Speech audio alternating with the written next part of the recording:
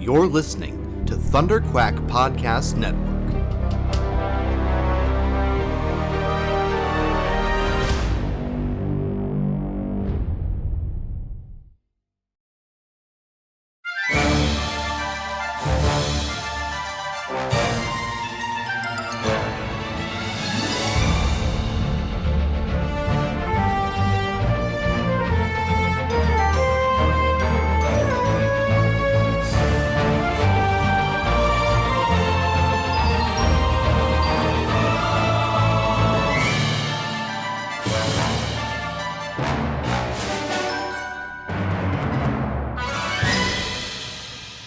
Hello there, and welcome back to Force Perspectives for the Mandalorian episode. What is this? It's chapter 23? Yeah, that sounds right. Yeah, the Spies. I am your host, of course, Michael Cohen, and with me, we've got a special guest. We've got Tim Dippel, the host of the Perfect 10 Pop Quiz. How you doing today? I'm good. How are you? I am doing well. I had a really good time watching this episode, and I'm excited to talk about it. Yeah. I mean, fantastic episode, phenomenal episode. I don't know if it was as good as last week's episode, but I know I'm in the minority on that one. Like for real, like that's not me just being silly. That's not just a joke. Like last week's episode was so much fun. I loved it so much that like this one being like dude, so much great action, so many interesting plot developments, right? Like crazy stuff going down for this episode. But last week was just like pure joy. Like it was just absolute bliss. And then this week was like, oh well, now we're back to like the serious story. That's no fun. I feel like if you put the two episodes together, you get everything that Star Wars is. Oh, for sure. And that's between the yeah. two.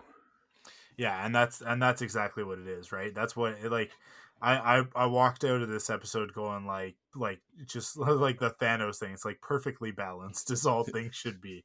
Like this is why I like Mando over a bunch of other stuff. It's, you know what it is?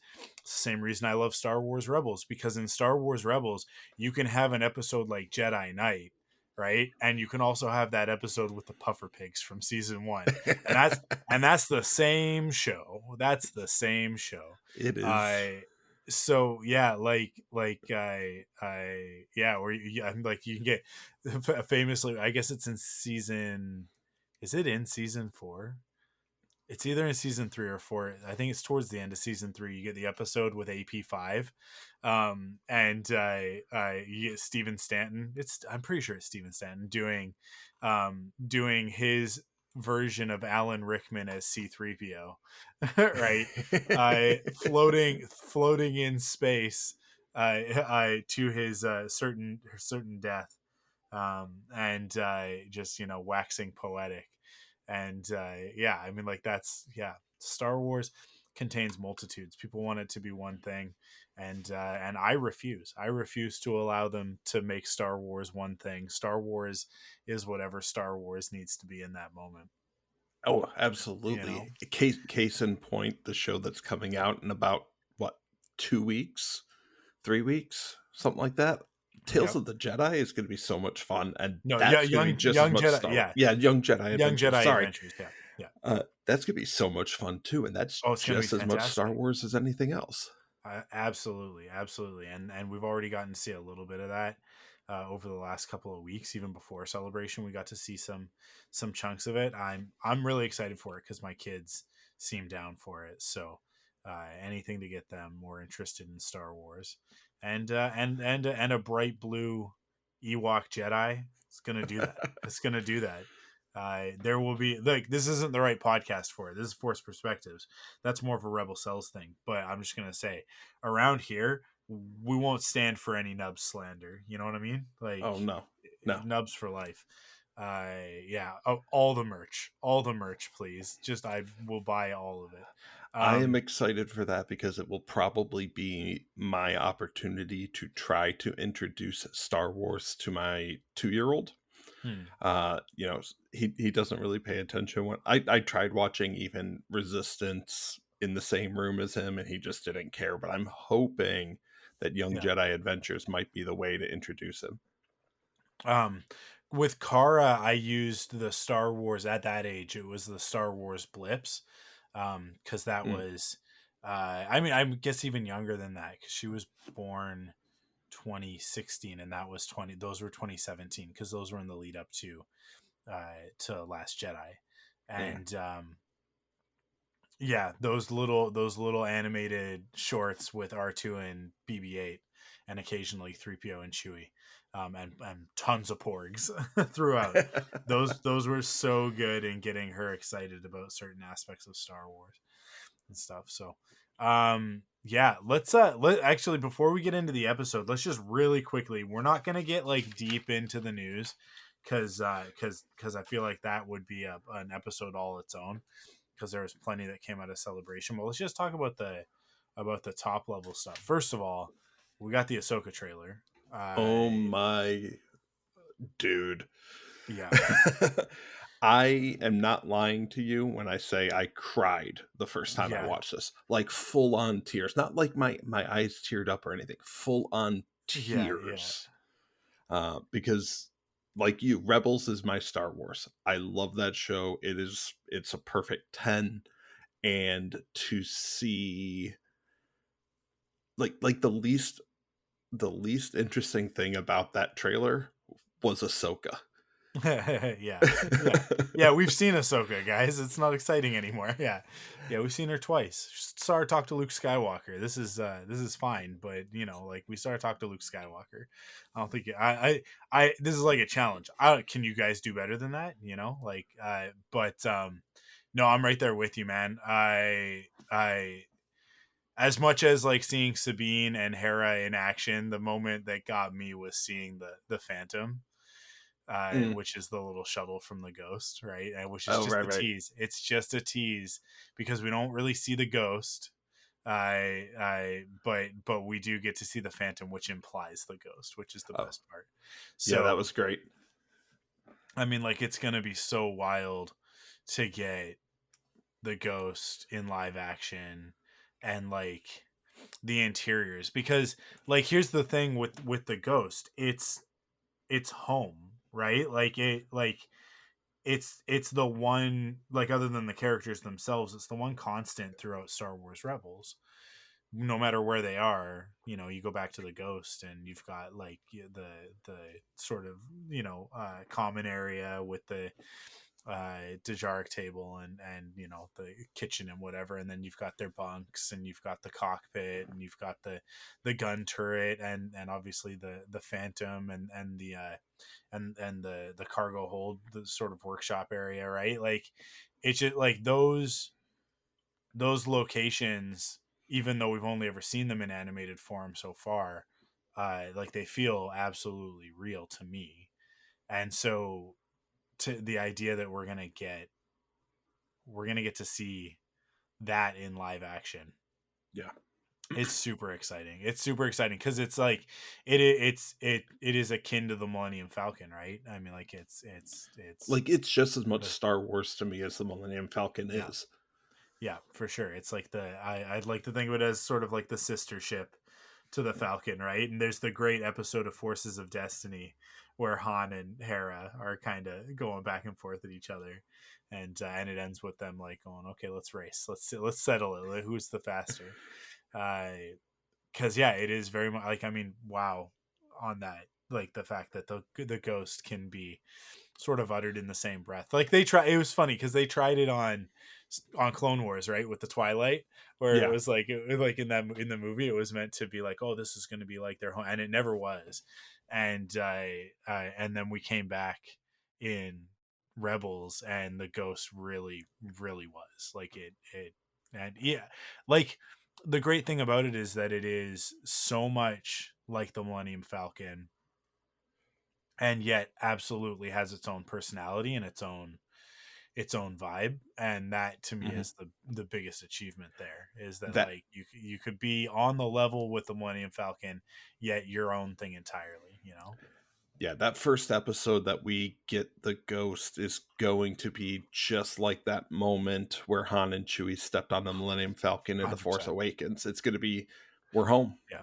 Yeah, 100%. So, Uh, yeah, I can't wait. I can't like the fact that this show has gone from, us going like, okay, so it's gonna be, some Ahsoka doing some, I'm not a Jedi stuff, and then to like, okay, so Sabine will obviously be in it because it'll be the search for Ezra, and okay, Thrawn will be in it, and then it's like, well, Hera's also in it, and Chopper, and then seeing Zeb on the Mandalorian, it's like, well, there's no doubt that he will show up at some point in that show.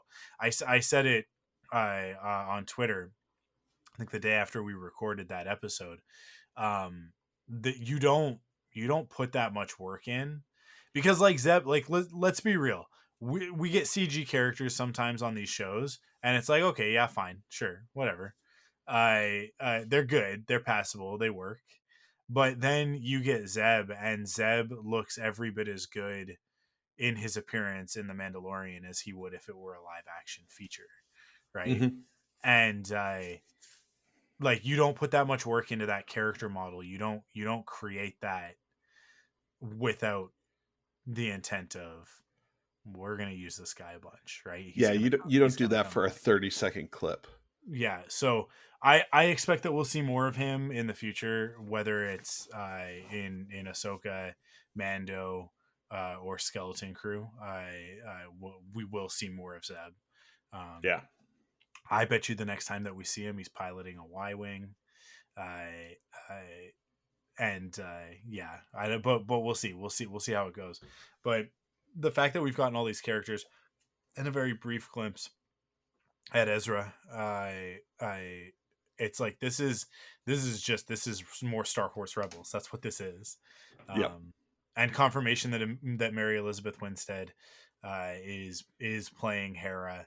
That's huge to me because I love her so much. Yes. You know, really anytime that she shows up in anything, but obviously Scott Pilgrim's a big one for a lot of people, and then 10 Cloverfield Lane. But if you want to see her really bust out those acting chops, go watch, I think it's season 3 of Fargo with her and Ewan, because I believe that's where they met, and they're now married, and I think they've got a kid. I uh think you're right there. yeah, yeah, and the two of them, Ewan plays two characters. He plays twin brothers, and they're like, they couldn't be more different from one another, and it's fantastic. My God, he's so talented. But she holds her own in that season as well. Fargo is such a great series. I highly recommend it to everyone. And getting you in, I'm pretty sure it's season 3, is just like, yeah, if you're a big fan of his, it's worth checking it out. But she is so good in that. I can't wait to see what she brings to the character And in then live action.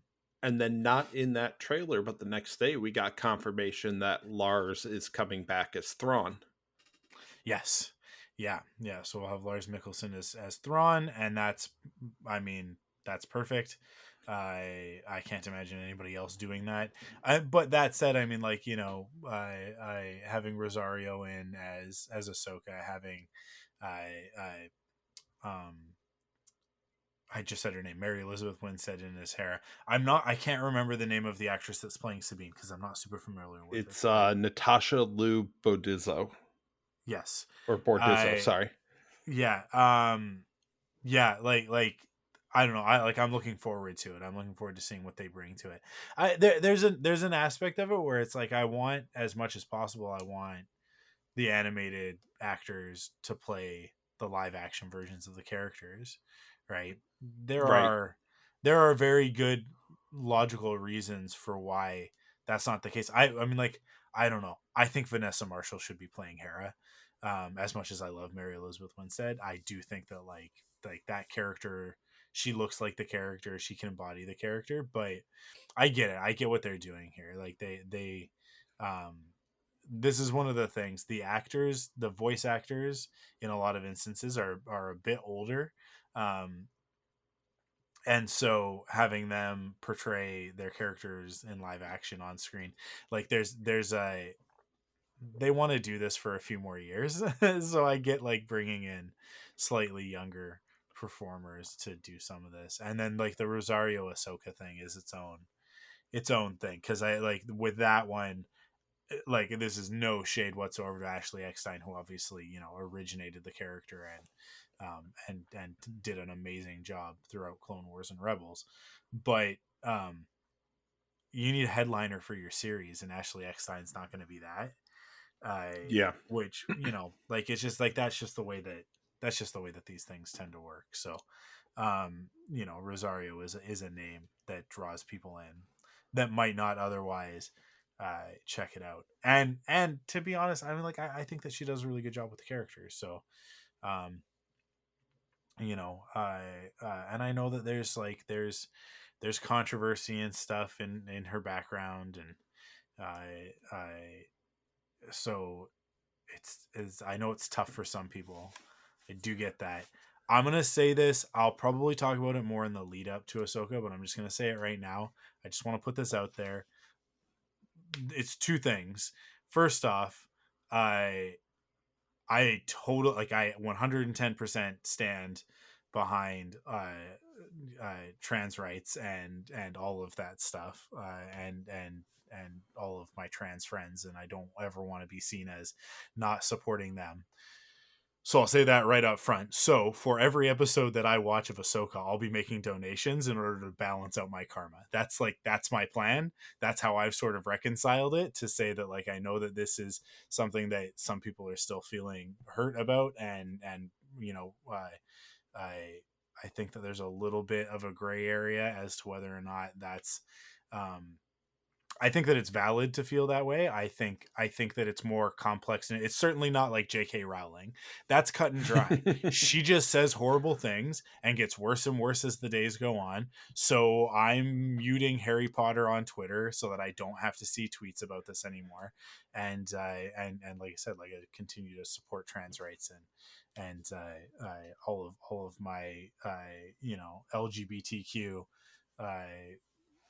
friends and obviously listeners and everybody out there, because it's just the right thing to do. But um the other thing that I'm gonna say, because it is nuanced, there's a lot to unpack with it, about, you know, like we always want to listen to victims when they come forward, but there is an element when these things like end up like fizzling, and charges get dropped, where, you know, there's a certain element there of what really happened, you know, like and we'll never know. So so it's hard to make a judgment one way or the other. But that's why I say, like, I'll be making donations every time I watch the show, just to balance out my karma. But here, like, this is the kicker, because some people might be bristling a little bit at me talking about this and talking about it in this way. But here's the kicker for me. Pedro Pascal speaks very highly of Rosario, and Yep. Pedro obviously is a very vocal ally. His sister is trans, uh, and so obviously he is a staunch advocate. He is a fervent ally. Um, and if he vouches for Rosario, then like that's like, to me, that says a lot, because I hold his uh it's not even his opinion, like the way that he conducts himself. If there was something to say, I think he it would be one of two things. He would either say something or he'd be silent, and he's not. He's a very vocal supporter of her in this role, and I am sure that they've had conversations. I would be very surprised. He does not seem like the type of guy to shy away from that sort of thing. So Right. I am sure that they have had conversations about it, and so that's kind of, take that for what it's worth. I know that's not going to be good enough for everybody, and I'll say this: if it's a problem for you, like, then like, don't feel bad about not listening to those episodes of the podcast when we get to it. We will cover Ahsoka. Um, like it's I don't know, I think it's a thing that everybody kind of has to come to on their own, as to what their comfort level is when stuff like this happens, right?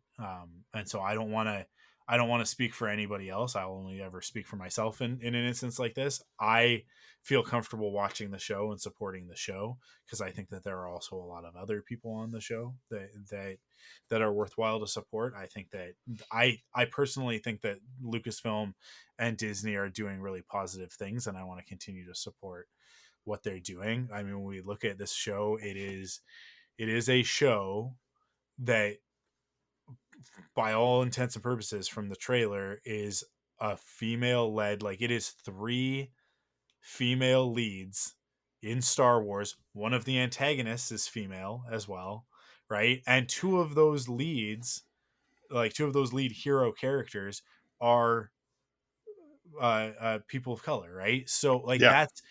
that to me is huge progress, and it's the sort of thing that I do want to support, in the same way that, like, I want to support. We just got the trailer for the Marvels, and it's like, Oh, that looks so good. it looks phenomenal. It looks fantastic. Like, there aren't words to describe how great that trailer makes that movie look.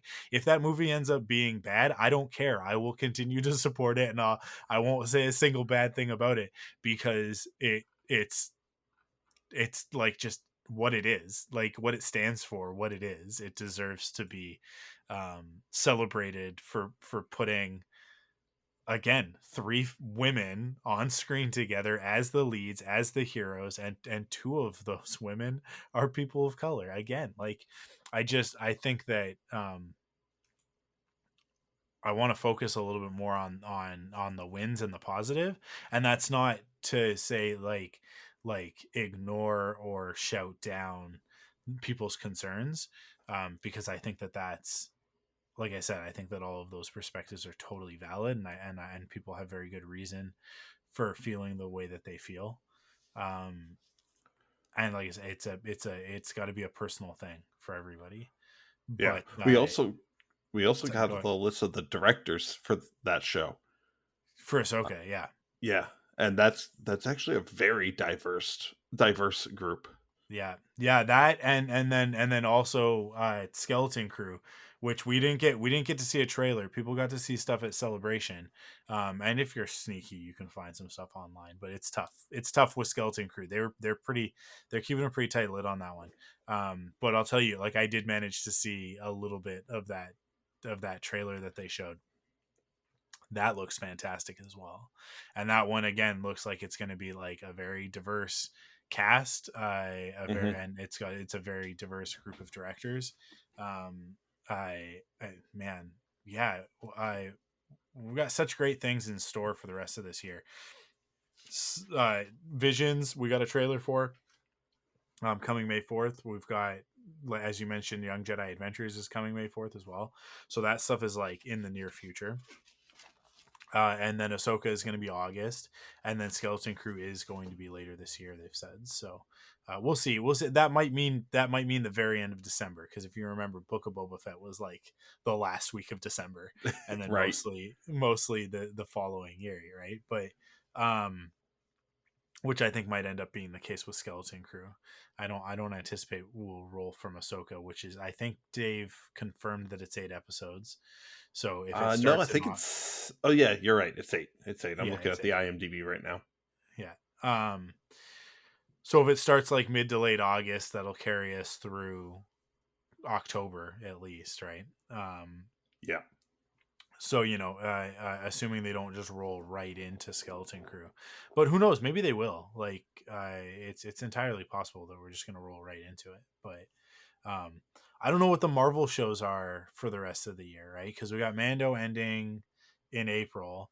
We have a little bit of a gap where there really isn't anything, and then Secret Invasion is June or July. I can't remember, but It says spring on IGN, it's but I no. don't They see. just they just the most recent trailer has a date, and I think it's June. I think it's the end of June.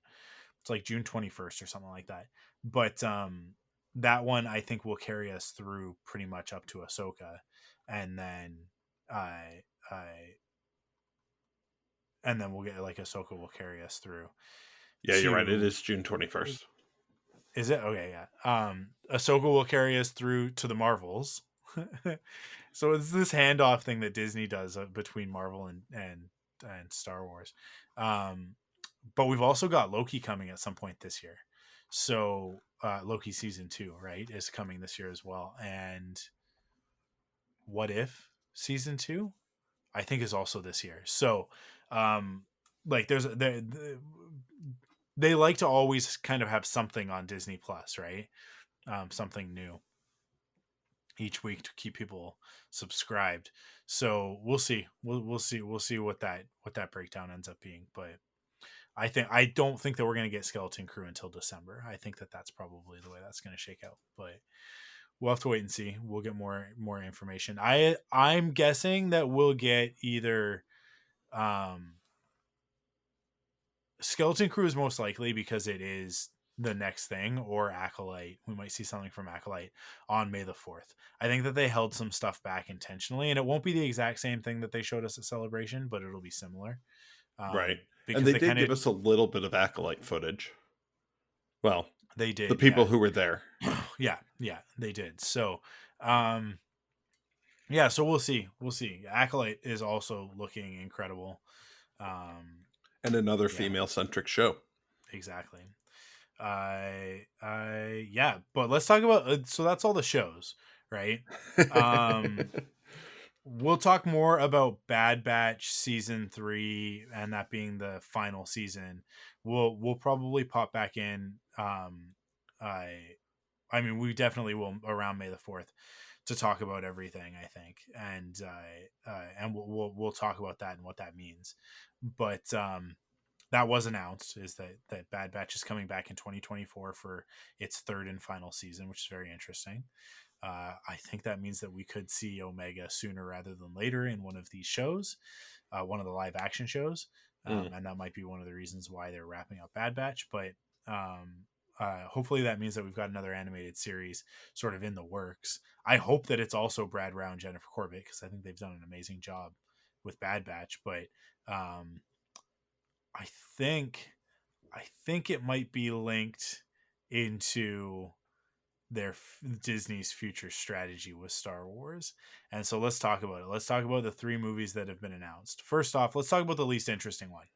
Dave Filoni. This is the interesting part of it, is that Dave Filoni will be directing a feature film in live action in the Mandoverse era of the Star Wars story. So it will be a culmination of stories from Mando, Ahsoka, Book of Boba Fett, Skeleton Crew, all of that stuff. Right. All and this coming is together. This is the thing that we kind of knew was coming. We just didn't know it was going to be a movie. We didn't know. Yeah. It sounds like it's a theatrical release, and it's Dave Filoni directing. So that's sort of the big reveal on that one. But that's not super exciting. James Mangold directing a film set the furthest in the past of anything that we've ever gotten with Star Wars, which is sort of it's in what they're now calling the Dawn of the Jedi era. That logo was awesome, by the way. Yeah, inspired by the there's a word for it, a name. It has a name. The mosaic in the pool in the Last Jedi in on Octo in the temple. Right. That's like the two. It's like half light, half dark sort of thing. So that's exciting. James Mangold, director of Logan, director of Indiana Jones and the Dial of Destiny, which is coming out this summer, and it looks fantastic. We got a trailer for that as well. So that's exciting. That one's really, really exciting. Let's hope it actually happens. Let's hope that he doesn't exit from it like Benioff and Weiss and Kevin Feige and everybody else. But yeah, Taika's stuff is still in the works, but it's also the furthest out of these films. That was a tidbit that sort of got dropped. Rian Johnson is welcome back to do a new Star Wars film anytime that he feels like it, or a TV show, or a short film, or to just wipe his nose. Anything that Ryan Johnson wants to do, Kathleen Kennedy seems down for, and has basically stated so repeatedly again and again. Ryan Johnson also back during Glass Onion press was very much like, yeah, I want to do it. It's just I'm doing this other stuff right now. I got this deal with Netflix. I'm making these movies. And so I think that that it's going to happen eventually. It's going to happen sooner or later, but and probably later. But right now, still no news on that.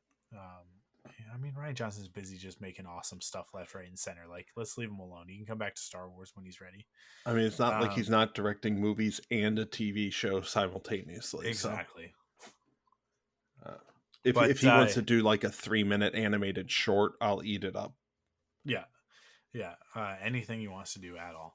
But I'm gonna rely on you for notes on this one because I cannot remember the name of the director. But the third and the most exciting movie that they announced is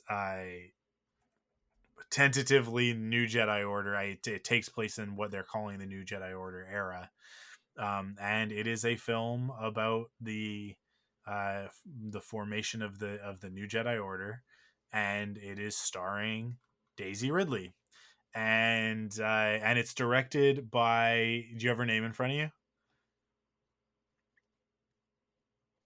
Yes, it is. Yeah, okay. I'm gonna probably butcher the last name, but it's Charmin Obaid Chinoy. No, you did a good job. That's pretty dang close. So she worked on Miss Marvel. Right. So and that was like low key one of the best things Marvel's done was that show. Oh, absolutely. Miss Marvel is a big hit around this house. And I mean, she's one of my favorite Marvel characters. And they just absolutely nailed that character and her story with that show. So I'm really excited at those two elements. It takes place 15 years after the rise of Skywalker. And yeah, that is pretty much all we know about it. And here's the thing. It is not worth speculating. It is not worth getting into it, but we're gonna get it. It's gonna we're gonna get Rey on screen again, and her new Jedi, and we're gonna see the yellow lightsaber. What does that mean, right? Yeah, I mean, like the potential for Ben Solo to return has never been higher, and therefore everybody should be excited. Yeah, I have a whole lot of speculative thoughts on that and things I want to see, and I don't know how much of it we're going to see. I hope Disney backs the Binks truck or brings truck back right up to John Boyega's yard and begs him to come back, and we finally get Finn as a Jedi. And but we'll see. I've heard Chancellor Dameron tossed around a little bit, and that would be some real vindication and a correction of the Poe's awful storyline in Tross. Borderline racist, to be honest. Like, let's call it what it is. Yeah, there's some serious work that needs to be done to correct the wrongs that were done, not necessarily to the story, because like the story is the story, and we're stuck with it as it is. We're not going to retcon it. We're not going to pretend like it didn't happen. We have to live with it. But and that's fine. Star Wars excels at enhancing less than stellar content with supporting stories, so that's fine. We can do that. As Star Wars fans, we're actually very good at it, and Star Wars itself is pretty good at adapting in that way. Where the correction needs to happen is in the wrongs that were done to John Boyega, Kelly Marie Tran, and Oscar Isaac, because I just think like their characters were, I mean, obviously Rose was so underserved in Tross, in an almost offensive way. Actually, no, just a straight up offensive way. I was gonna say it's not almost. Yeah, it's just straight up offensive. And then yeah, to reduce Poe Dameron to a reformed drug dealer, like drug runner, like that's such a the fact that nobody stopped and went, hey, is this cool? Is there any other way that we can figure this out other than them having run Spice, right? Like there's a million other ways that they could have told that story and had that connection to Zuri. Zuri? Was that her name? Jeez, man. I do not like that movie. Hello? I think that was her name.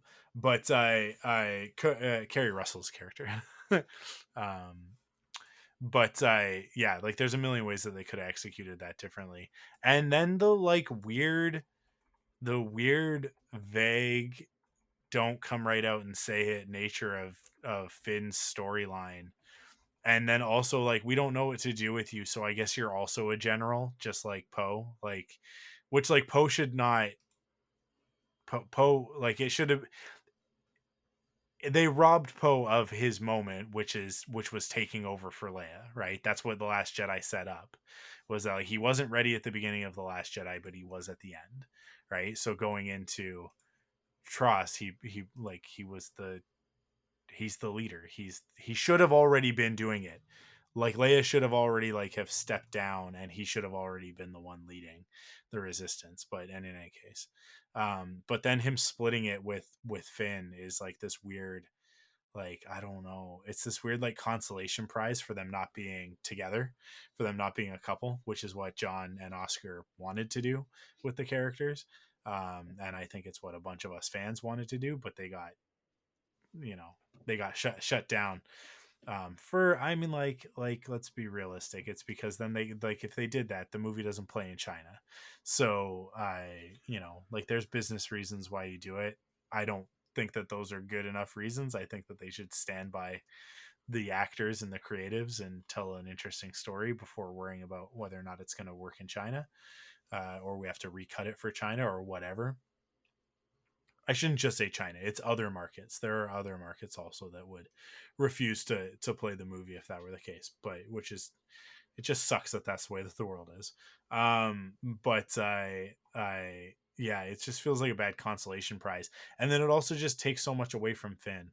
So I'm really hoping that we get um an animated series that picks up right after Tross and is about the Stormtrooper rebellion with Finn and about Rey, trying to figure out what to do with this new Jedi Order and all that stuff. We get some stuff that leads into this new movie. I think that'd be cool. But yeah, I agree. So if that's why we're getting Bad Batch, I think cut short, because I think those characters have a lot of story left in them. Although, yeah, I don't want to say anything because people might not have watched Bad Batch, so I don't want to spoil anything. But because this isn't that show, we'll talk more about it on Rebel Cells. But yeah, ending that show in season 3, I think is unexpected. I thought that it was at least 5 seasons the way that the first season went, but but we'll see. And yeah, I mean, I guess that's the majority of the news from Celebration. Other little bits will probably crop up here and there as we chat next week as well. Yeah, I think the only other bit of movie news that I had was they're putting Return of the Jedi back in theaters for a week. Yeah. So that'll be fun. I'm gonna go see that. I got to see it when they did the special editions in theater. Obviously, I'm too young, being 35, to have seen the original releases, but I'll go see Return of the Jedi again. Yeah, absolutely. So far in Canada, or at least with Cineplex, there are no screenings scheduled, which is disappointing for me, because I would love to go see Return of the Jedi on the big screen again, because I haven't seen it on the big screen since the special edition as well. So, but we'll see. Um, yeah, with that, you want to get into the actual episode? You want to talk about the spies? Yeah, let's do it. Awesome. So yeah, chapter 23, our penultimate episode of the season, the best season of the Mandalorian. I by far, I think. I don't know. It's been banger after banger this season, and this episode is no different. But Yeah, I agree. Pretty much every episode has been nonstop amazing. yeah, yeah, yeah, like zero complaints from me this season. It's just been exactly what I want from Star Wars, which is really refreshing. I mean, like I shouldn't say that, because it's like Bad Batch is also pretty great, and Obi-Wan Kenobi was phenomenal. It's really just Andor that kind of leaves that sour taste in my mouth every once in a while, where I'm like, this show is really great and I can't deny how great it was. It's not what I want from my Star Wars. It's a really great HBO show. I don't want to feel that way in Star Wars world. But Yeah, I can see how you would yeah. feel that way. I loved Andor. I'm I love the deep nitty gritty of things, but this definitely has felt like a palate cleanser. Mm-hmm. Yeah. As far as live action goes. Yeah, it's been really fun. So and this episode starts off with just, I don't know, just dream come true stuff. I mean, so we get Moff Gideon addressing the Shadow Council, and and even before that, we get uh, Elia Kane on Coruscant in this like incredible Blade Runner esque environment. Down in one of the lower levels on Coruscant, and then the probe droid. Man, that probe droid was so perfect. The way that it was just in shadow the whole time, but it had that red eye, was just Yeah. fantastic. They just nailed it. And for about half a second when the scene opened, I actually thought we were bridging the story from Andor to Mando, Mhm. because I didn't think that was Elia Kane. I thought it was who's the Imperial officer in Andor. They kind of like from behind had a similar hairstyle. I was like, wait, is he still Oh around? yeah. Yeah. But yeah, I so yeah, just like immaculate vibes at the beginning of this episode, and then we switch over like in like with the Coruscant stuff and with Katie O'Brien, who she's doing so much work. It like that character is fascinating, and it's because her performance is just like top notch. There's a lot going on there. There's a lot to like sort of look at and dissect. But she addresses Moff Gideon, and then we switch over to Moff Gideon, and he goes and he addresses the Shadow Council, which is a concept I think from the Aftermath trilogy of books. Yes. And yeah, I mean, like, listen, there's a very notable absence of Ray Sloan, which I know is a bummer for a lot of people, but um, my man, Gilad Pelion, making his first appearance in live action, and we're gonna get a lot more of him in Ahsoka, Played by I'm sure. Xander Berkeley. Um, oh my god, so it starts right. The Shadow Council stuff starts, and and Pelion starts talking first, and like he's the first one to address Gideon, and I'm like, the mustache, the demeanor. Please tell me that that's Pelion. And I'm like, are they going to do the classic Mando where they're not going to use any names, right? And then he addresses him as Captain Pelion, and I was just like, oh my god, those words in like spoken out loud. And like, this is the thing, guys. This is the thing. I don't like the Thrawn trilogy, so that's not where I'm like a Gilad Pelion fan. That's not what made me a fan of him as a character. It was the New Jedi Order stuff where he, as like after Thrawn's been defeated, the remnant is sort of in tatters. And you've got all these warlords and stuff fighting for power, and Pelion was the only one to sort of like speak with reason that like the Vong are going to wipe out everyone in the galaxy unless we come together and work with the Republic, the New Republic, and help them, right? And so he like I see him as such a heroic character because that's where like I came to love him was in those stories. And by the end of the New Jedi Order, he's like he's one of our sort of main supporting characters, right? Throughout. So I'm just excited to have him in live action. I'm excited to I'll tell you guys this, whenever I make a character in Star Wars, whether it's like for a role playing game or you know like just for fun, whatever, like I always use the last name Pelion because it's one of those ones where it's like it's so Star Wars, but it's not it's like Antilles is another good one, right? Where you can be like, oh yeah, Right. Antilles. It's like, well, there's Wedge, but there's also Captain Antilles from A New Hope. That's like a different character, right? Yeah, like there's a few names like that that you can grab. But yeah, man, I've loved that character for such a long time. So seeing him in live action for the first time was a real treat. And then, as if that wasn't good enough, we flip over to Commandant Hux, who is General Hux's dad. Which this is yes a sequel trilogy connection. It is also a Star Wars Rebels deep cut because there was a series of novels, junior reader novels, about if you remember the episode where Ezra infiltrates the Imperial Academy. Okay. Right. And he makes friends, right? I don't remember the character's name, but he makes friends with the other cadet, um who was there like because his sister I think went missing from the academy, and so he went in to try and like figure out what was going on. So that series of novels is about that character, and he goes off and actually like it links up with the sequel trilogy and like establishes Hux. I think it might even be about like General Hux's grandfather, and the beginnings of the First Order Stormtrooper program. So like the brainwashing stuff. Um, like it just like it lays the groundwork for some of that stuff.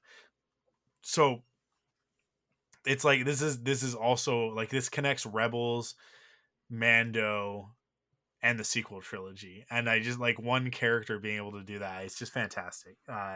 And then they got Domhnall Gleeson's brother Brian to play him. Yeah, yeah, yeah, and it's one of those ones where you're like, is that's not Donald? That's not Donald Gleeson. And it's like, but it is pretty dang close. Which I thought I was like, did they just put a silly beard on him? Like, nope. But yeah, just like a master stroke. So just a great scene, and then the name drop of Grand Admiral Thrawn, all of that stuff. It's perfect. Yeah. I loved this scene between this and the one we'll get to towards the end.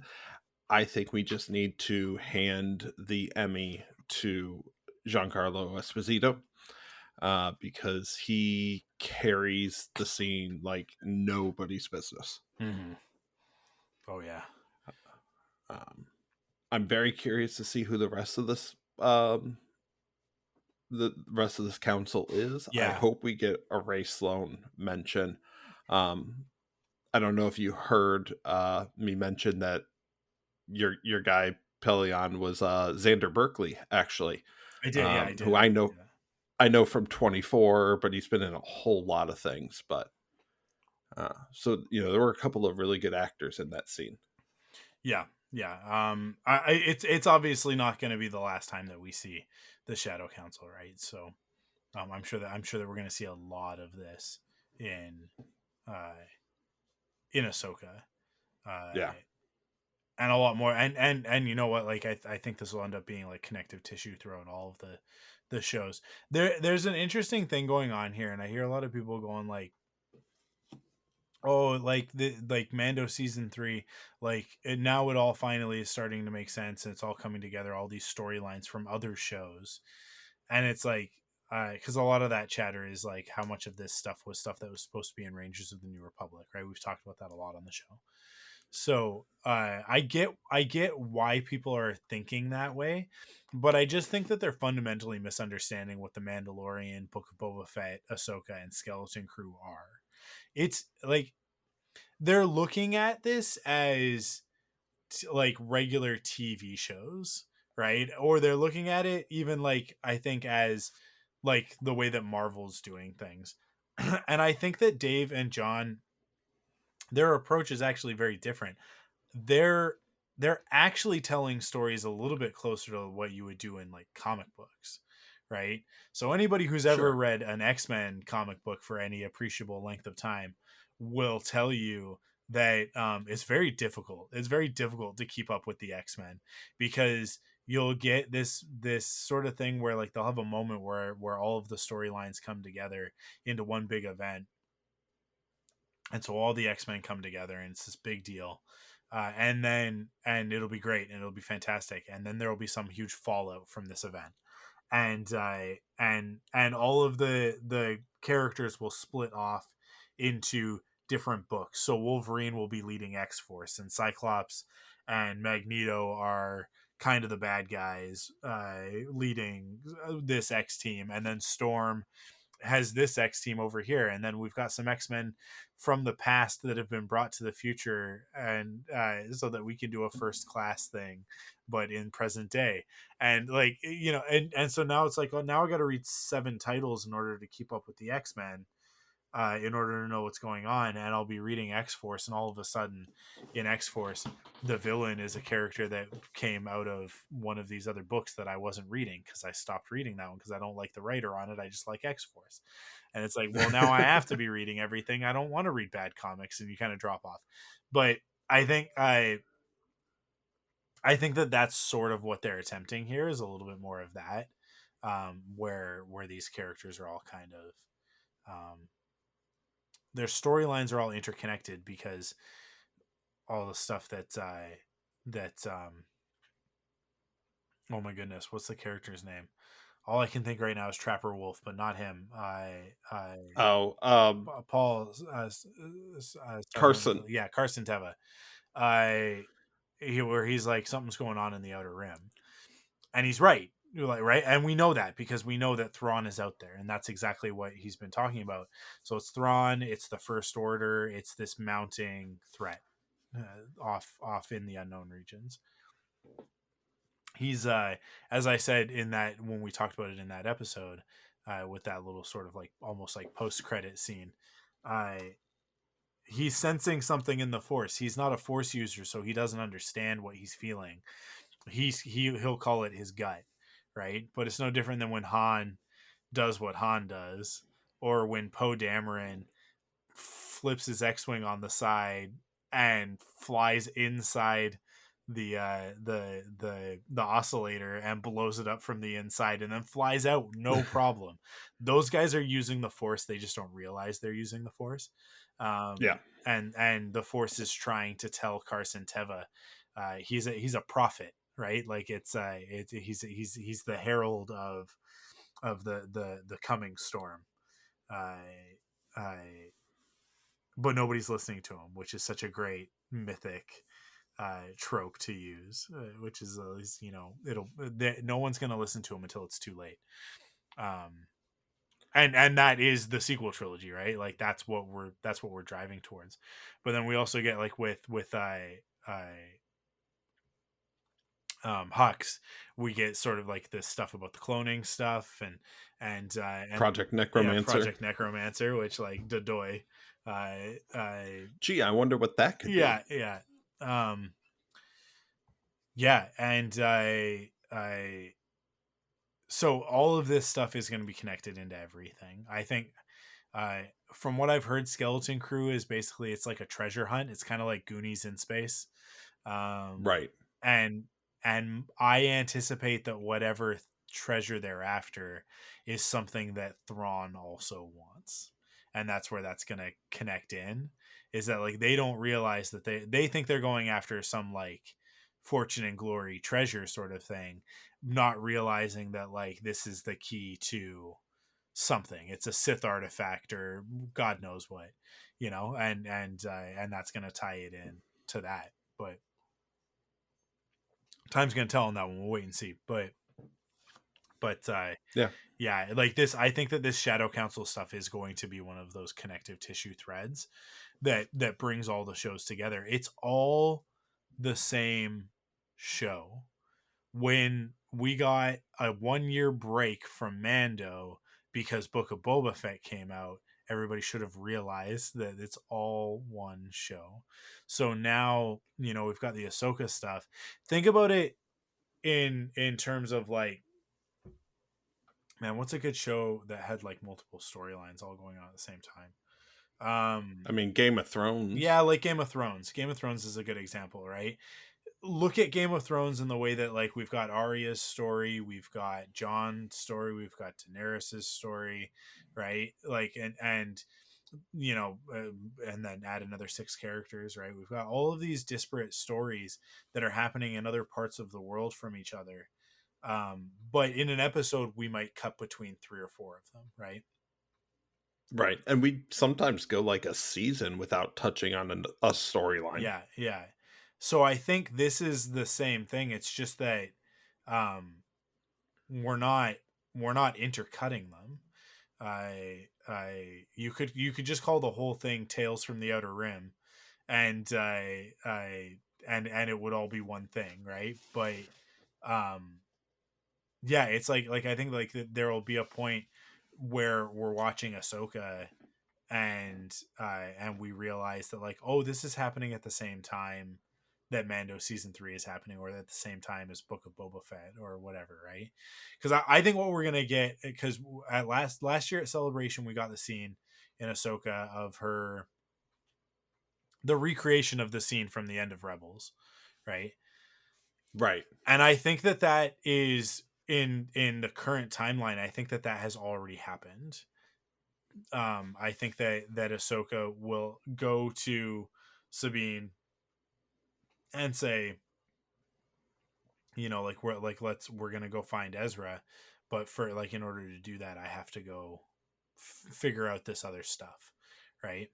And then and then it'll have been a couple of years, and because it was in Mando, it was in Mando season 2 when she finally got her lead, right? Where she finally got some of the information that she needed in order to track down Thrawn. So I think like the series will start, like we'll get that scene from Rebels because we've already seen it, so they've shot it.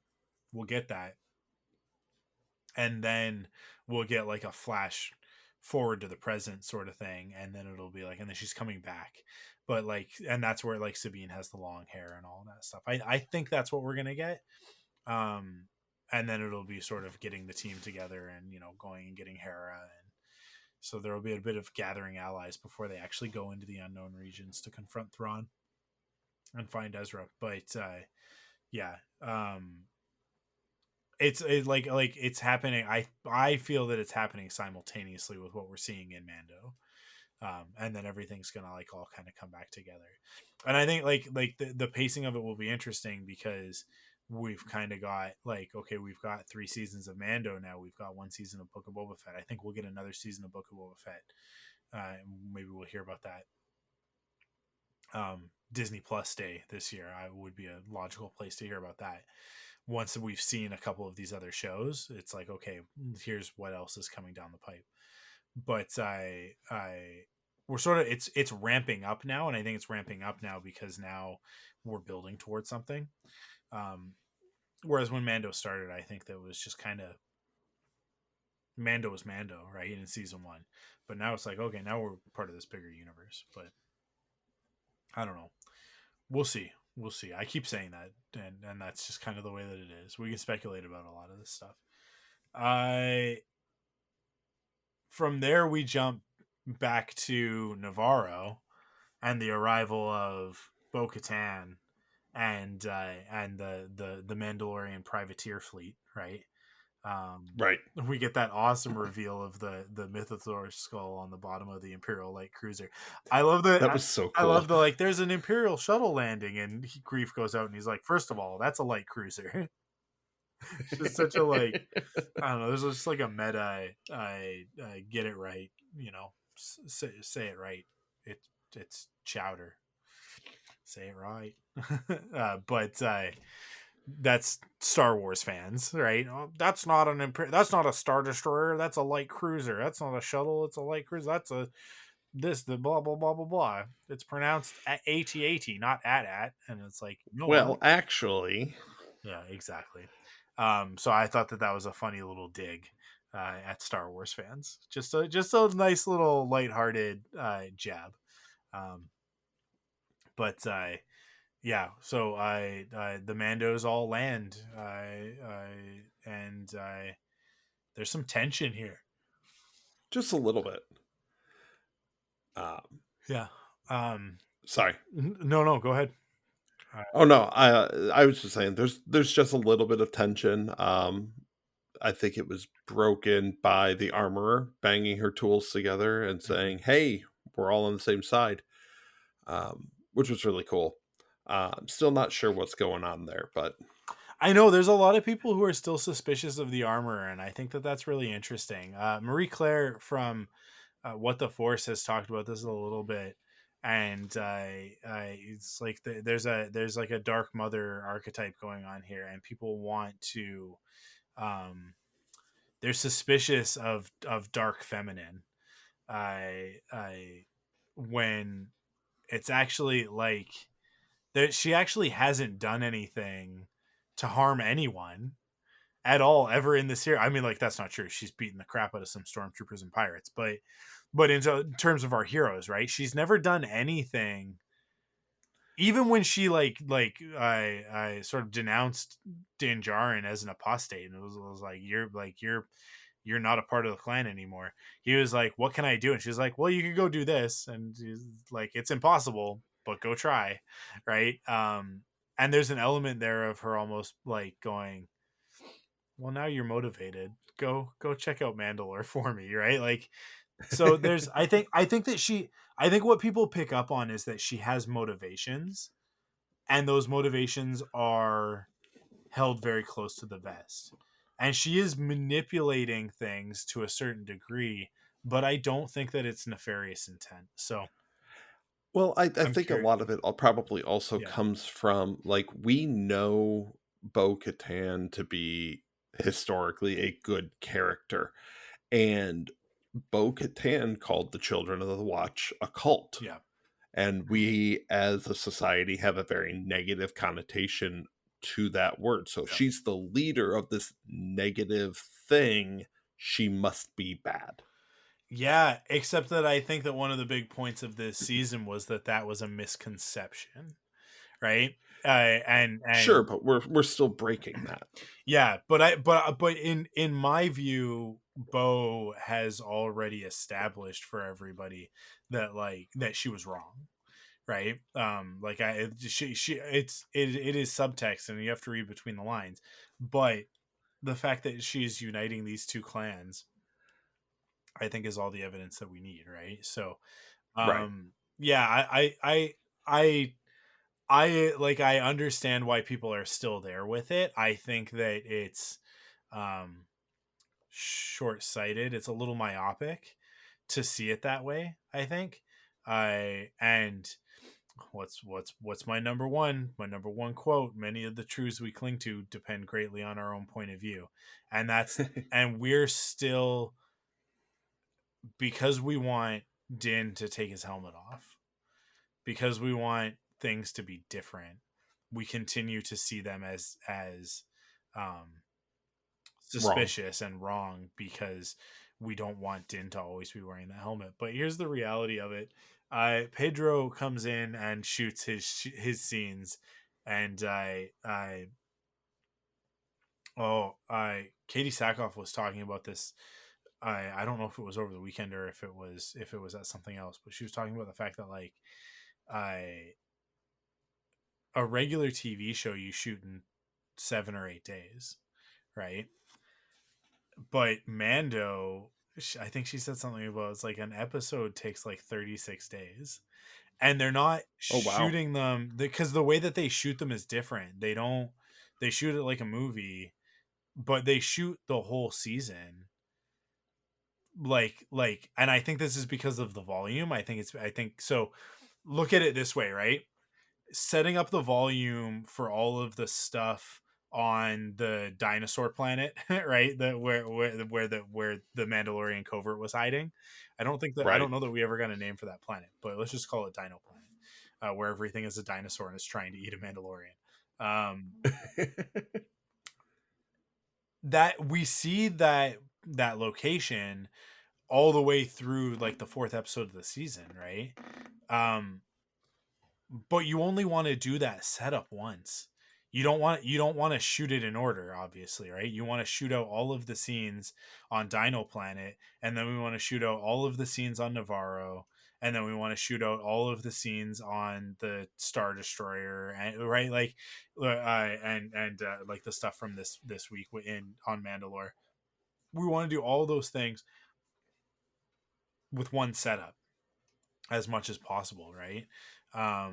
And so when you think about it that way, and you think about how much time that takes, and then shooting that way, it's a completely different way of doing it than what you would do on a show like, let's say, for her experience, Battlestar Galactica, where you have a lot of sets that don't change from week to week, right? You have a lot of like home base type of sets.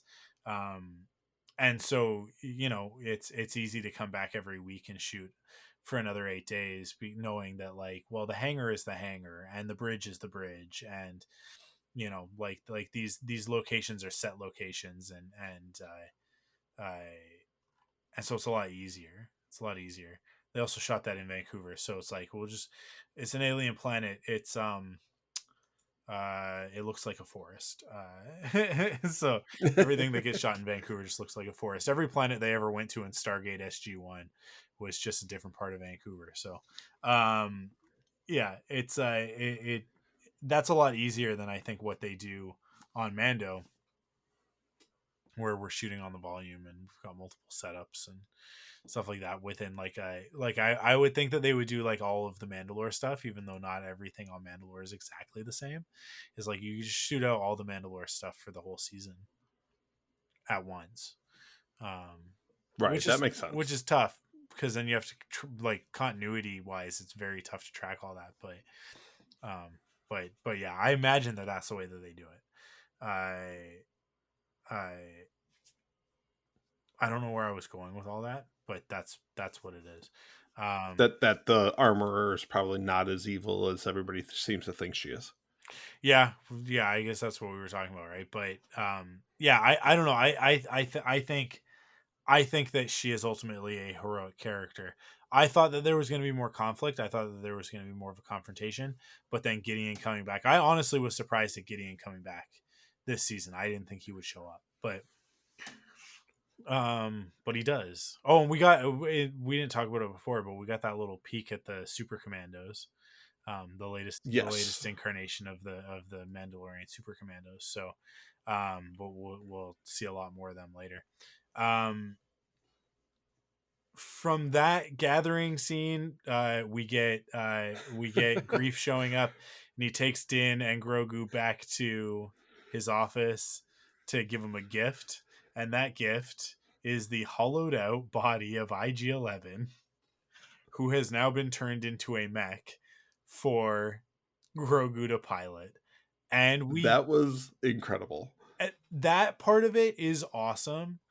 The part of it to me that is the most fun and interesting is that we get Grogu speaking for himself. Yes. And They give him, to yeah, make a Bluey reference, his own yes no button. yeah, exactly. Uh, and um, this is great. It's fantastic. That was wonderful. The music in that scene So good. was great. Yeah. I loved how playful it was. I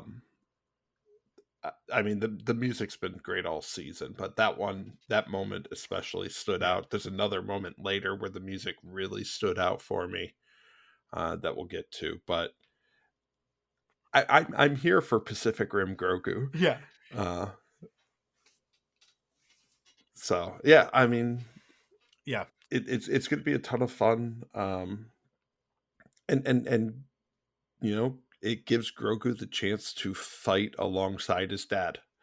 Yeah, or not fight as it goes.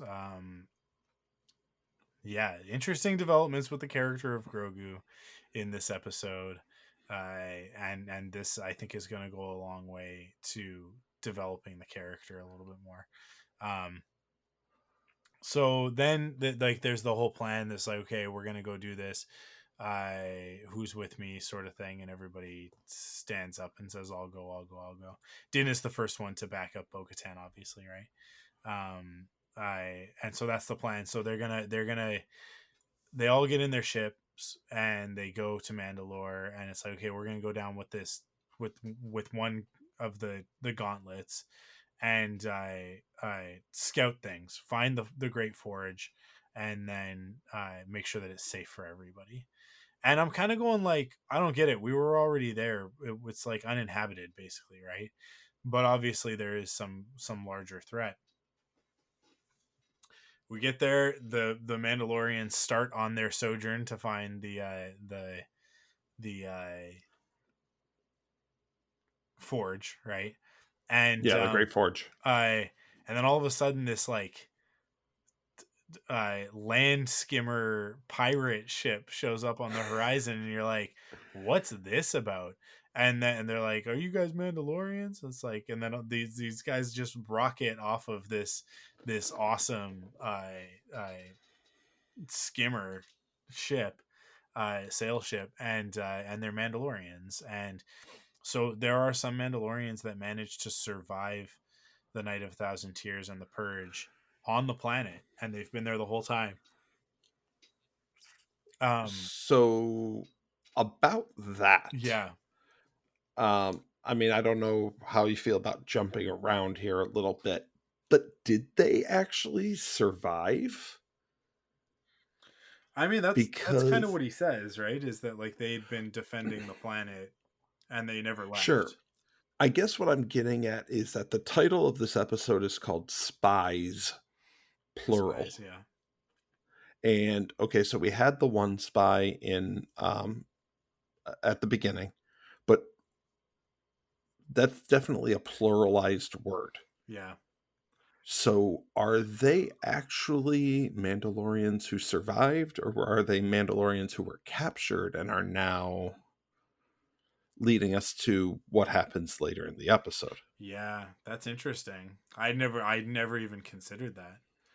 And I think that's part of also why people are still not quite trusting after this episode of the Armorer is, with that being plural, there's got to be somebody else who's a Yeah. spy. It's not the spy, it's the spies. I anticipate that Axe Woves is not to be trusted. I it was the one who took over from Bo-Katan, right? I don't trust him. If we have some undercover Imperials, I think that Axe is a very likely contender for that. Maybe it's possible that the Armorer has been working with Gideon this whole time. That would be interesting. That would be a real twist. But But I think these Mandalorians are probably the more likely other spies you think so? in that they're working for Gideon and are basically leading them right to their trap. Yeah, there's also like the bunch of them that have been taken back to the ship on the Gauntlet, right? Hmm. So, And we never saw the end of result of that. We just yeah, saw, are they I know we're actually hurt? jumping to Are the they end actually safe? here. Yeah, yeah, yeah. So, That's interesting. Okay, okay. So our combined factions of Mandalorians, now we've got three, all come together, and it's like, okay, you guys have a bunch of really sick, injured people. We can help them on our ship. So the armorer says, okay, I'll take them back to the ship and get them fixed up or whatever. That happens, and then they kind of go on, and there's there's the board game that Axe and Paz are playing, and then that turns into a fist fight, and Because of course it does. yeah, and then it's like, oh, should I step in? And Bo-Katan's like, no, you gotta let this play out. And then as it's sort of getting to the height of the battle, and like at any second somebody's gonna end up dead, Grogu steps in and shuts it down. I and just slamming the no button, right? Yep. Yeah, so interesting, so interesting. And then Bo is like, oh, you've taught him well, and he goes, he didn't learn that from me. I With the implication obviously being what, Luke? I think so. I think that's the Jedi side, right? Is the non-violence sort of route. So so that's a cool moment. And then we eventually just get to we're getting closer to the forge. It's like, oh, it's just, we're almost there. And then the Well, ground. I mean, we had that dinner scene. Oh, I think you're jumping over the dinner scene which dinner because scene? where they talk about the Night of the Thousand Tears and Bo-Katan surrendering to Moff Gideon, and Oh then we get yeah. the heavily sexually tensioned scene where Din says, "I follow you because you have respect, and I will serve you to that end." Yeah. Yeah, man. Like, speaking of Game of Thrones, there's a lot of Daenerys, Jon Snow vibes going on here, and it's like, oh, boy. Because that don't go so well, but hopefully they learned from that lesson. But yeah, you're right. Yeah, we totally skipped over that. And then we get the other musical point that I get, and I love the Mandalorian theme over a pirate ship. It just felt so Mhm. right as they were like casting the sails and heading towards the Great Forge. Like that Yeah, scene, the music fit perfectly. but they're not gonna make it there because once again, for like, I don't even Giant know, monster. I've lost track in this season, they encounter a dragon.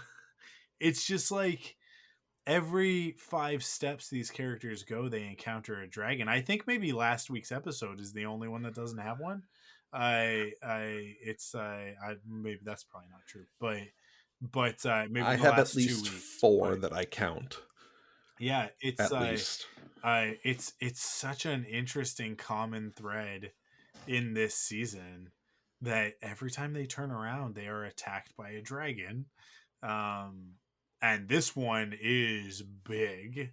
Holy smokes! It's a gigantic, basically ankylosaurus. It's got the club tail, and so the ship Mhm. is destroyed, but a bunch of them manage to make it off safe, and they head underground. It's also worth noting here, I thought there was a little bit of beautiful symmetry Hmm. in that a couple episodes ago, we had Din save Ragnar. Mm-hmm. Well, Din and Bo, but, you know, saving Ragnar. And if you notice, Paz Vizsla is the one who grabs IG-12 and Grogu and gets him off the ship. Yeah, yeah. Yeah, and that's one of those things where it's like, that's where I look at the armor and people are like, "Oh, I'm suspicious." And I'm like, Paz was a straight up antagonist in the first season, and when we see him again in Book of Boba Fett, he tried to take the dark saber, right? But now it's like, okay, I've been beaten by Din. Bo-Katan put her life on the line to save my kid, and now it's like he's just fully bought in to the he I think Paz, I guess it's gonna be past tense, shipped Dinbo before the rest of us. I think that he's like looking at these two and he's like, this is the royal family of Mandalore now.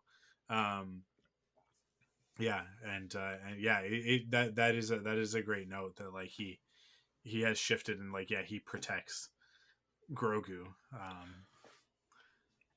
Yeah, So interesting. It's interesting that they brought Grogu with them, to be honest. Like, I'm kind of like, was that a Yeah. safe idea? Right? Was it really a good idea? But he's got to be there because he'll serve an important purpose at some point. But yeah. So they're underground now, and they're heading towards the forge, and they're like, I guess it was just kind of there, right? They go in, and it's like, Yeah. what is this? And he's like, this is the forge. Like, this used to be the center of our culture, and it's Axe saying all of that stuff. So now I'm on this thing. You've made it. You made me suspicious of everybody, and Axe sort of going on and on about what the culture of Mandalore used to be, and this, the when this forge was lit, blah blah blah, and how glorious it was. And there's a bit of a Make America Great Again vibe going on there, which is very similar to Gar Saxon, right? Like that, if you think back to Rebels, when we found out that Gar Saxon had gone from serving Darth Maul to serving the Empire, you're like, yeah, that tracks. That makes sense. And there was a bit of like a mega sort of attitude there as well, of like, oh, us Mandalorians have lost our way, but with the help of the Empire, we can become a great people again, and that sort of thing. And I think Axe is on the same wavelength, which says to me that like maybe he is working with the Imperials. I wouldn't be surprised if he double crosses them next week and like grabs Grogu. That'll like that seems really likely. That seems very natural to me. Yeah. And then I think You won't be surprised. Costco Reeves will beat the crap out of him because she is a true loyalist to Sabine, to Bo-Katan.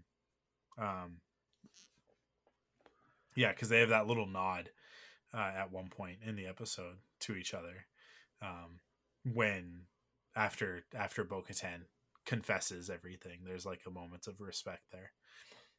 Yeah. That was really good. But yeah, I and then we're attacked. This is where it just gets like action for the rest of the episode. We get attacked by the super commandos, and it's like, oh man, yeah, Axe is a bad guy. Axe is a bad guy, you guys. He absolutely is, because who manages to get out? He's the one who takes off, isn't he? He's the one who. Yeah, he's the one who goes to the ships. Yeah, I don't trust Axe at all. I don't trust Axe at all anymore. He's up to no good. Y'all are looking at the armor. You should be looking at Axe. Yeah.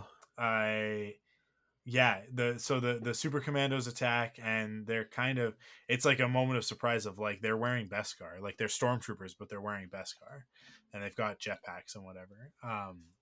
And I fight ensues, and we're kind of, I don't know, like our hero Mandalorians are kind of winning, but at the same time it's like they're very overwhelmed by these super commandos, and it forces, they basically end up going deeper into the facility, right? Like they Yeah, you never give chase. yeah, yeah. They think that they're winning, and they go in, but it's a trap. It was a trap the whole time, right? And we get the reveal that Gideon, dun dun dun, is behind the whole thing, and he's got his own Mandalorian armor, which is very, very reminiscent of Maul's Death Watch, which I think is interesting. That is intentional. That is 100% intentional. We are supposed to feel that way. Yeah, I think that Gideon fancies himself the Sith Mandalorian Imperial hybrid. I think that we're gonna discover that that there's more there, that he thinks that he's um I don't know, like next in line for the Emperor sort of thing. And I yeah, as we get more of his backstory, I wouldn't be surprised if we found out that he was somehow influenced by Maul and everything that went on at the end of the Clone Wars. That's a piece of inspiration for him. Yeah, and I mean, they're definitely setting I mean, obviously, he's been a foil for Din the whole series, Yeah. but they're definitely setting him up like we've talked, or you have talked for 3 seasons about becoming the Mandalore, and the Mandalorian Jedi and all of that, and they're definitely setting Gideon up to be the opposite. Yeah. You know, Yeah. the dark version. Yeah. I want to get a good look at his armor and really like pull out some of the symbolism of it, but it's very Vader meets Mandalorian sort of look, but it has the horns. Um, Hmm. it has the horns, but it also has sort of like it has a little bit more of the shape of like Vader or Kylo Ren's helmet. It's got the the sort of the fanned out sort of silhouette to it. Um, so yeah, it's infinitely It's actually fascinating really to me. cool It's looking. oh god, it's such a great design, and the Super Commandos look great too because they also look like a step between stormtroopers and First Order stormtroopers, because there's some design elements in there from the Rise of Skywalker's stormtroopers, the Sith troopers, right? So um, that is another piece that I'm like, that's very clearly meant to evoke something. Like, there's so much connective tissue into the sequel trilogy in this episode, where it's like, okay, so this is what we're driving at, right? This is what this is all about. But which we already kind of knew, but it's just kind of confirmation of some things. So I more fighting, more fighting, more fighting, but then Din ends up separated from the rest of the Mandalorians, fighting a bunch of super commandos. They overwhelm him. Gideon shows up, and I they take him away. Like they capture Din. I I and then Paz basically sacrifices himself after Gideon makes a bunch of speeches or whatever and then leaves. Paz sacrifices himself to to let the other Mandalorians escape. Yeah, I wanted to draw a connection Yeah. actually because my wife actually pointed this out. The way Paz went down, Mm-hmm. you know, felt very Boromir. Yeah. It was, that character that you're not entirely sure of. He sides with the good Yeah. guys. Yeah. Uh, so many characters required to take him down, and then we got, what we're about to talk about, the Praetorian Guards, and Yeah. it takes 3 of them It's to take Paz yeah, down. it's totally Boromir, right? Because like Boromir, it's like the orcs and goblins not gonna stop Boromir, right? He's Hmm. just gonna cut through them like butter. Uh, but then the Uruk-hai show up, and it's the Uruk-hai that like no, they're like that, and that's our that is our um in the story. It's like our signifier that like, oh, these things are tougher. These aren't goblins, right? These aren't the things that they had to fight in the mines. This is not something that anybody's prepared for, and Saruman's raising an entire army of these things. That's terrifying, right? Yep. And we got the hint of the Praetorians before. Obviously, we know the Praetorians from the Last Jedi, and so yeah, these guys are obviously precursors to the Praetorians, to Snoke's guards, right? But these guys show up, and the 3 of them, yeah, they're pretty effective. Pretty effective. Yeah, You got and to have even the somebody style in what to fight a dark saber, right? Like yeah. that's what they're there for. But Oh yeah, and even the style he went down, like the physical movements were yeah, similar to how Boromir died. like the dropping to Um, one knee sort of thing, and the like, yeah, yeah. and it's like you run that sword right through me, but he's still not quite dead sort of thing. It's like, yeah, yeah, it's good stuff. So it was a really cool kind of like parallel.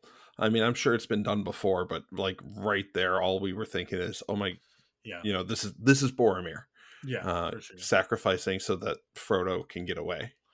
Yeah, um, yeah. So I mean, I think that's it, right? That's kind of where it ends. Yeah, They I think the escape, next and thing we see is the director's name. yeah, So, and this was Rick directing yeah, this episode. yeah. And next week will be as well, right? So, Yeah, yeah, and Rick always great episodes, great episodes. I mean, like I attribute to it, there was a lot of trepidation going into season 3. There were a lot of people like, oh, Book of Boba Fett, Mando season 2 was all over the place, and I'm like, yeah, but Rick Famuyiwa has been elevated to an executive producer on this season for a reason. Just sit yeah, back, and I feel so vindicated now because I'm like, no, yeah, like this is like that's what they needed. They needed Rick to come in and basically like wrangle John's ideas and turn them into an actual story, and that's what we got this yeah. season. And it really shows, and we end up with a great episode as a result. So um Yeah, I'm very excited to see, where it wraps up next week. Yeah, it like we sort of talked a lot at the beginning about all the news and stuff, and I didn't anticipate that we were going to talk very much about the episode itself because, like I said to you before we started recording, it's very action heavy. So there's not really a lot to talk about when it's that action heavy. It's just like, oh, it was pretty cool.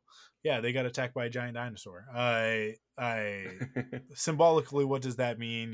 There's interesting stuff there for sure, but I'm no expert. Go listen to What the Force. They'll do the breakdowns on this, and be a lot more insightful than I could ever be. I but yeah, I'm more. I think I serve more the purpose of like speculation and like what's the Star Wars mythology that this ties into specifically, right? Rather than trying to Yeah, tie it into real world mythology. I'll leave that to MC. But I yeah, um, a great episode that sets up a killer finale. The finale is going to be so much fun, and I'm very interested to see where that goes. Uh, yeah. We'll have to see what the status is of the Mandalorian fleet because I yeah. mean, we don't know what's going on there. Um, Yeah, and as far as we know, there's no one to come and save the day. So are we yeah, are they we gonna haven't set up a whole lot of allies in this yeah one. are we gonna end the season with with Din captured, and then season 4 is gonna be like we gotta go get Boba and Cobb and Chrysanthemum and like calling some favors of like, hey, Gideon's got Din, like for Grogu to basically go to these guys and go like, you guys came together to rescue me. Now I got to go rescue my dad.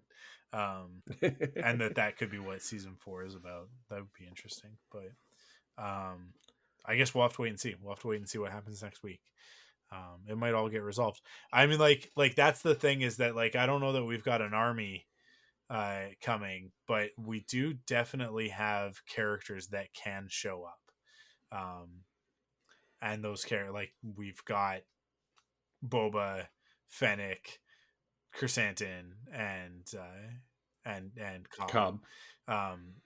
because that is a thread, right? That's a dangling thread that we've got with Cobb Vanth of like we know he'll be fine. We know he'll be fine because we established that the oh what was I can't remember the character's name, but the guy, the body modder, right? Like that he does good work. He saved Fennec, Yeah, so he'll save Cobb, and and we'll see what that means. But yeah. We can't call Luke it again. We did that last no, we did that season. last season.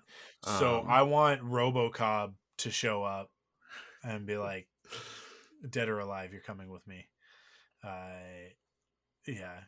Wouldn't that be rad? Wouldn't that be so cool if like it's like it doesn't make any sense. He got shot in the stomach, but wouldn't it be rad if he had like a robot leg and like he has like a droid leg and his gun comes out of his leg and we're like and like they never say it, but it's like yeah, he's RoboCop now, you guys. Yeah. Yeah. I guess there's also always the possibility of Tiva coming in, because he's putting all this together. Yeah, a Delphi squadron could show up and if I think if Bo can get a message out that Gideon is on Mandalore, then that is likely. that a Delphi squadron shows up and like led by Carson, and we get that whole moment of the New Republic showing up to help Mandalore. Another, there's more of us. Yeah, it could, like, well, and the thing about that. So here, this is my thing. A Delphi squadron is the beginning of the Resistance, right? Like Yeah. I don't think that they're going to stay quote unquote New Republic for the entirety of this story. I think that what we're going to learn is that Carson is the first leader of the Resistance, in the same way that like we look at like Mon Mothma is the leader of the rebellion and Leia is the leader of the Resistance. But there were others who came before Mon Mothma while she was still, right, like while stuff was still happening in the Senate and whatnot, and she wasn't disconnected from that yet, that were coming together, and those factions were sort of forming all over the place, whether it's um, Saw Gerrera or it's Luthen or Sato, right? The Right. leader of Phoenix Squadron, right? Like we have all of these characters all over the galaxy that all eventually come together to form the Rebel Alliance. And I wouldn't be surprised if like the very beginning of the Resistance was a Delphi squadron and Carson and Zeb and Trapper and these characters that we've now come to love on this show. Um, And everybody who has as just directed pilots. this show Yeah, ever. yeah, Uh, this is the best part of it. So yeah, I think I think that's possible, but I don't know how likely it is. I don't know. We'll see. I mean, they're the ones who make the most sense for it. If the Mandalorian fleet is to survive, it's going to have to be them, because Boba Fett and Cobb and company are not equipped for that fight. As far as we know. Well, sure, but Yeah. I mean, they're definitely more equipped for the rescuing of Din, but saving the Mandalorian fleet. If the Mandalorian fleet is to be saved, it's gonna have to be, from what we know now, a Delphi squadron. Yeah. So it's gonna be a long week between now and then. I'll tell you that. It's gonna be a long wait for this finale, and then once that finale hits, then it's gonna be new and longer. But it's not that long because we've got Ahsoka coming and we've got Skeleton Crew coming. So, yeah. But is there anything else that you wanted to talk about? I think we hit everything on my notes that I Awesome. had. So yeah, I think that's it for me. So we'll wrap it up there. Thank you guys for listening. Tim, thank you for jumping in on short notice.